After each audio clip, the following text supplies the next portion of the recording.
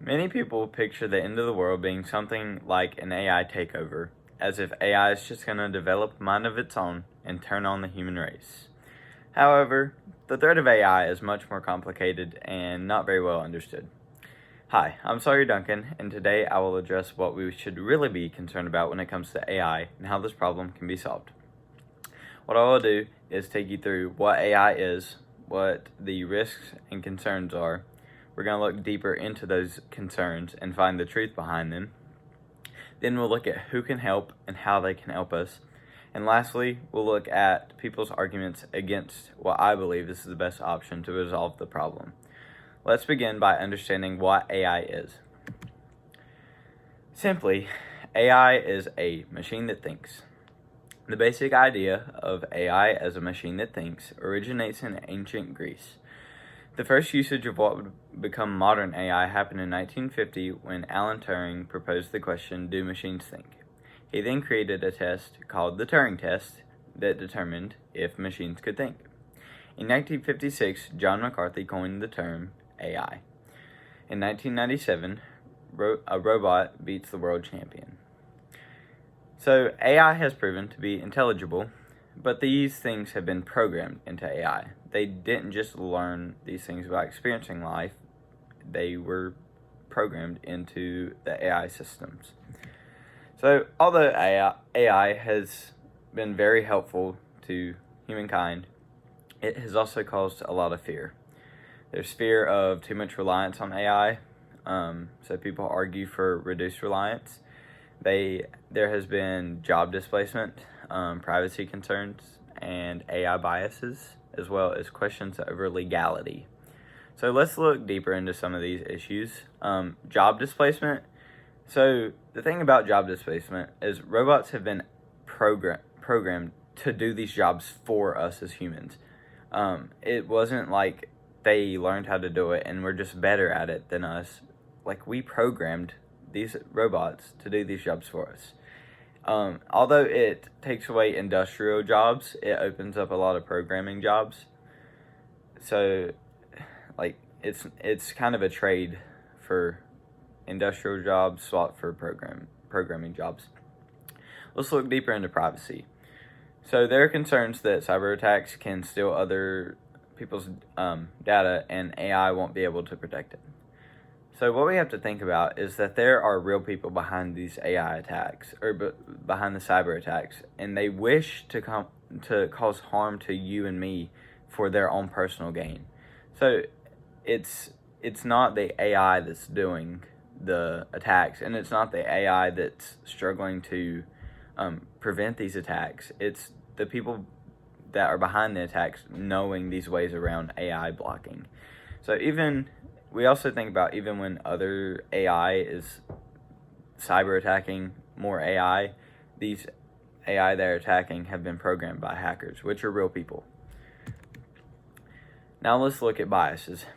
Ella Adkins, the Fred D. Durham Chair in Engineering and Department Head of Aerospace and Ocean Engineering at Virginia Tech, who is also an aerospace engineer, states her concerns about AI propaganda.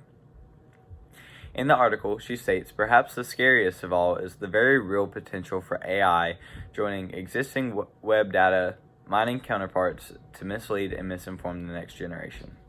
AI, like people, can now speak with authority, so much that we are comforted in its accuracy. How do we, as a species, distinguish fact from fiction when both are presented so similarly? And how do we, as a species, prevent even more polarization than what currently exists due to AI tools giving users what they prefer politically, technologically, and in advertisements? AI as a propaganda engine is dangerous, and we are already beginning to witness its effects. So what she believes is that AI is capable of misusing information online to spread propaganda about certain things. So if we look at most biases in life, they are taught. If we look at things like racism, they're more prominent in older individuals because of the world they grew up in. It was something that was taught to them. AI has probably been programmed with bias rather than learning it on its own. Writers for IBM, a publishing and research company with a track record in AI development, claim that threat actors can target AI models for theft, reverse engineering, or unauthorized manipulation. Attackers might compromise a model's integrity by tampering with its architecture, with its weights, or with its parameters, which are the core components that determine the model's behavior, accuracy, and performance. What this means is that attackers target the weakest points of AI so they can gain access to things that aren't meant for them to access. They're trying to gain something for themselves while others lose things such as security and safety. So the point is that threats of AI come back to who is using it and who is programming it. It isn't just what AI is doing on its own. Now that we know what AI is, what the concerns are, and what the real threat is, now we have to figure out what to do about it. What I have determined is the best option is to leave it up to the government. The government needs to have the most power over AI decisions. AI has been an ally to the government in national security and many other parts of the government, so why would the government sabotage AI if they need it? The government's goal in AI development would be research and safety. The government wants to keep its citizens safe from the threat of AI in AI development, especially if it falls into the wrong hands. Going back to Ella Atkins' statement from earlier about how the threat of AI propaganda, the U.S. government and other researchers can find solutions to these problems if we let them. Their research is for security, and this falls under national security, as propaganda can range from political things like communism, which is protected under free speech, to social things such as racism, which is not protected and is listed as hate speech. For the protection of the government and its individuals, research will be dedicated to finding a way to resolve this threat. And the government already has parts dedicated to AI development.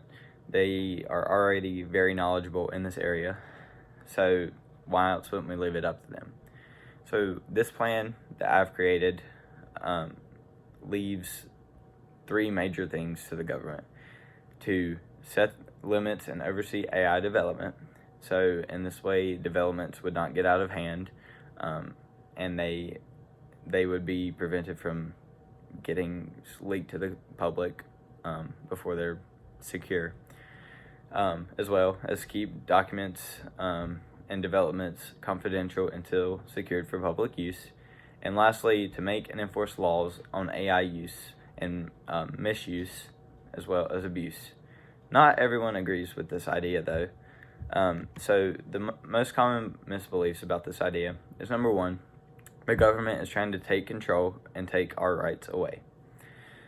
According to the U.S. Department of State website, which is managed by the U.S. government, the United States is working to ensure AI technologies are developed responsibly and used as a force for good, helping to make Americans and people around the world safer, more secure, and more prosperous. They furthered this by stating their belief that, together with our allies and partners, the Department of State promotes an international policy and works to build partnerships that further our capabilities in AI technologies, protect our national and economic security, and promote our values. Accordingly, the department engages in various bilateral and multilateral discussions to support responsible development, deployment, use, and governance of trustworthy AI technologies. So the government is working to advance AI while also keeping the world, their country, and their citizens safe from anyone who tries to misuse it. The government only wants to govern AI to make it safer for us, not to take away our rights. Another misbelief is that the government will hide things from us. So it is necessary for the government to hide certain things, and it's not that they're necessarily hiding it, but it's that they're keeping it from public knowledge until it's safe to allow the public to know about it.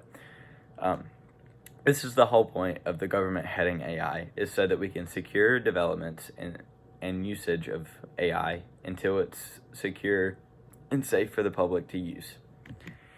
Another misbelief is, why do we need the government? Can't someone else fix the problem?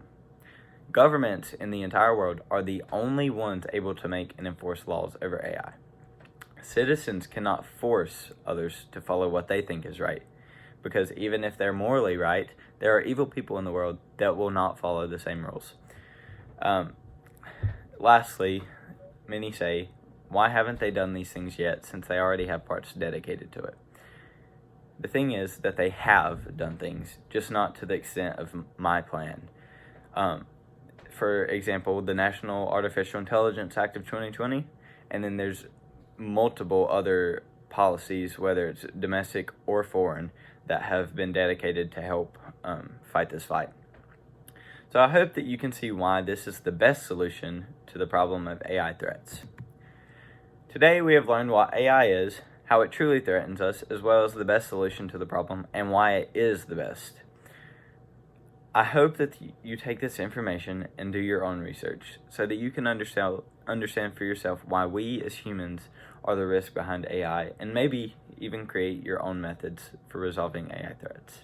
Thank you.